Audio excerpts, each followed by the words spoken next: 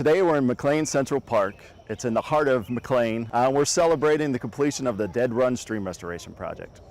The importance of the Dead Run Stream Restoration Project is to improve the local health of our streams and also the Potomac River and further downstream into the Chesapeake Bay. The board has made a very significant commitment to restore the streams in the county.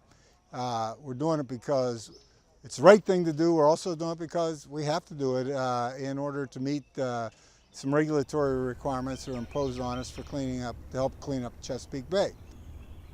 We've been monitoring the health of the streams, the biological health, the bugs and fish. We know the stream is degraded, and the idea is to reduce erosion, protect the land so the land was washing downstream, reduce that erosion, which is burying the fish habitat and the bug habitat in the stream, stabilize it, and then we use natural channel design to rebuild that habitat, mimic what we learned from the environment, and build it back into the stream. So overall, we're improving water quality, protecting property, and ultimately the receiving waters downstream. It was a team effort, and community, county staff, the consultants, the construction crew, our elected officials, everybody participated, and this is the result.